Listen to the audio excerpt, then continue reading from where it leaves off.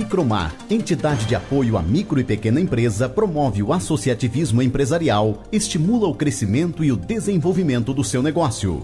Associando-se à Micromar, você tem acesso a cursos, palestras, consultoria administrativa, orientação de projetos e convênios com clubes de serviço. Não fique só, fique sócio. Ligue 3029 9040 e filie-se. Micromar, de mãos dadas com a micro e pequena empresa. O sucesso de sua empresa depende das parcerias e dos profissionais que o assessoram. Siscom, assessoria empresarial e serviços contábeis, abertura e encerramento de firma, imposto de renda, assessoria fiscal, contábil e departamento pessoal. Profissionais especializados em comércio exterior orientam e encaminham a documentação para expandir seus negócios. Siscom Assessoria Empresarial, Avenida Pedro Tax 2422, Jardim Alvorada. Fone 44 3026 6080. Você sabe a relação custo-benefício? É o valor aplicado ao produto dividido pelo tempo de uso e a satisfação do cliente. Martimac, fabricação própria de móveis escolares para escritório e auditório. Móveis que vão deixar seu ambiente bonito e confortável, sem pagar mais por isto. Martimac, a melhor relação custo-benefício do mercado. O que era cadeira, virou peça de decoração. Martimac Office Store, no Shopping Avenida Centro. Este é o programa Espaço do Empreendedor e estamos conversando aqui com o empreendedor Benhur Prado, na área comercial e também na área cultural, no teatro.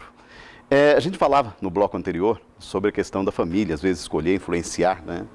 Nós temos caso aí de Chico Buarque, arquiteto, um monstro da música popular brasileira e tantos outros, né? E exemplos também de pessoas que às vezes formaram numa faculdade, ou seja, advogado, a gente fala muito advogado, mas advogado, arquitetura... Mas advogado é que gosta. Eu estou falando isso porque ele tem formação como advogado. Vou te falar. Paulo Altran era advogado. John Herbert, advogado. Benhur advogado. Meu Deus, o marido da Eva Vilma, engenheiro. Mas os advogados predominam, entendeu? É engraçado, Fulvio Stefanini formado em Direito também.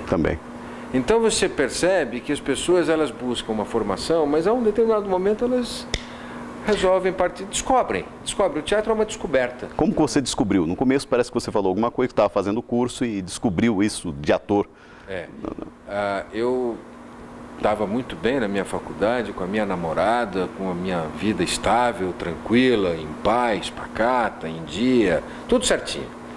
Aí eu fui assistir a uma peça, lembro direitinho, fui assistir uma peça no Teatro Aliança Francesa em São Paulo. A peça se chamava Mahagoni.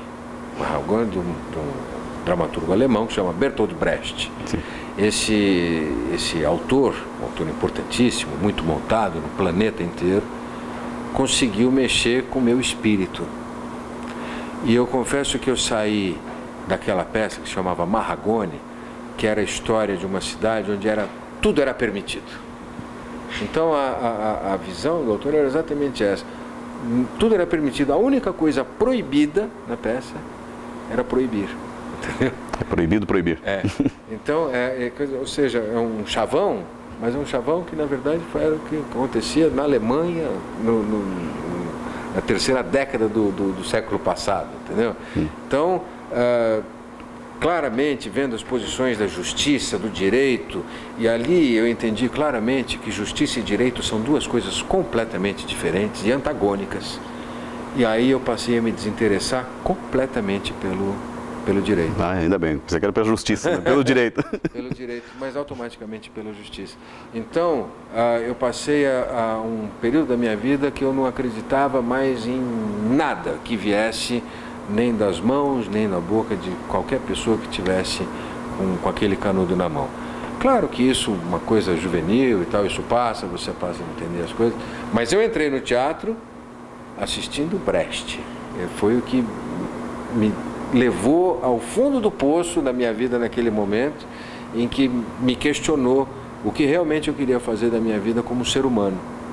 Que tipo de coisa eu precisaria fazer na vida para ser útil a alguém, para ser útil à minha sociedade, para ser útil à minha cidade, ao meu país, entendeu? A arte, ela questiona muito, né?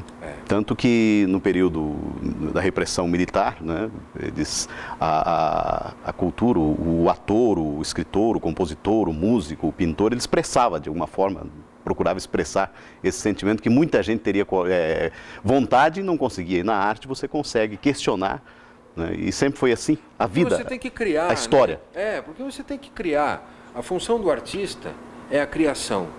E o que vem através da criação é uma coisa que se chama transformação. Entendeu? Então, a partir do momento em que você tem uma ferramenta na mão, em que você pode transformar alguma coisa naquele momento, você está praticamente com a tua existência resolvida. No seu caso, a arte, ela transformou você, vamos dizer. Completamente. Uma peça. Completamente. Então, me transformou, me trouxe para o teatro. Eu, graças a Deus, a gente estava brincando também com isso, eu fui aceito pelos deuses do teatro, entendeu? Porque é uma condição, você não fica no teatro se você não for escolhido pelo teatro para ficar dentro dele. Você não escolhe? Você não escolhe, você não escolhe. Você pode querer. Sim. Você pode até ter vontade de ficar. Mas se você não for escolhido, você não fica. Você não aguenta. Porque é uma profissão árdua, é uma profissão difícil, é uma profissão que te limita, que acaba com os teus finais de semana, que você não tem mais... Eu já presenciei, não comigo, mas eu vi atores que estavam em temporada, em peça minha, que tinham ali acabado de perder o irmão. Perdeu o irmão naquele dia. Ele foi ao enterro do irmão e à noite foi ao teatro fazer uma comédia. O teatro não para. O teatro não para porque o ator ficou doente. O teatro não para porque o irmão do ator faleceu. O teatro não para porque a tia vai chegar em algum lugar. Não para. O espetáculo tem que continuar. O teatro tem uma dinamicidade diferente do que tem a televisão. Na televisão, numa novela, alguém tem um problema muito sério, aquela pessoa, o autor faz que ela fique doente, ela fica doente, sai e volta um mês depois para a novela. Entendeu? Tá tudo certo, resolveu o problema. No teatro não, se acontecer isso, para a peça. Eu vi, há pouco tempo atrás, eu acompanhava uma entrevista com a Sônia Braga, logo que ela voltou de Nova York, dos Estados Unidos, de Maringá, inclusive. Voltou dos Estados Unidos, ela disse, na entrevista ela disse o seguinte: eu quero voltar para o Brasil, né, e quero trabalhar nessa área, mas eu não quero, falou, trabalhar na televisão e ganhar dinheiro no final de semana fazendo baile de debutantes, esse tipo de coisa assim, que acontece muito com o artista, principalmente da televisão, né, que é muito conhecido com isso. Como que é, qual as dificuldades, no caso de ser ator ou empreendedor nessa área da cultura? Todas. Financeira, principalmente, todas, não é? Todas. Para você produzir, vamos falar de teatro especificamente. Para você produzir um espetáculo de teatro, você depende que tenha um produtor. Sim. Você depende que esse produtor ele tenha algumas possibilidades de patrocinadores. Ou de levantar fundos para isso. Ou seja, exatamente para você conseguir levantar algum dinheiro para poder comprar o cenário, para poder pagar o maquinista que está ali montando o cenário, o cenotécnico, o cachê do diretor, figurino, pagar os atores, o figurino e tal. Mas às vezes a gente não tem. A gente está vivendo um caso desse agora, nesse momento.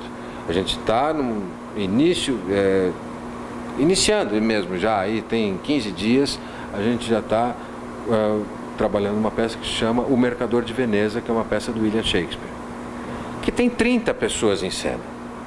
Se a gente fosse computar salário de cada folha de pagamento, só em um mês, daria 70, 80 mil reais para falar que os caras não estão ganhando nada. Sim. Entendeu? Não temos esse dinheiro. Para não trazer nenhum figurão, esse dinheiro, a gente montaria o espetáculo. Então, qual que é a nossa luta agora? É correr atrás de uma coisa que se chama patrocínio. Então, colocamos o projeto, habilitamos o projeto na Lei Rouanet, demos entrada já com esse projeto na Lei Rouanet semana passada. As coisas estão andando para que a gente tenha... E Lei Rouanet, é uma expectativa de direito, né? Sim. Você ganha a possibilidade de levantar um dinheiro diferente aí, que é o dinheiro das empresas que trabalham com lucro real, entendeu? Então, nós vamos empreender nesta peça de uma outra maneira.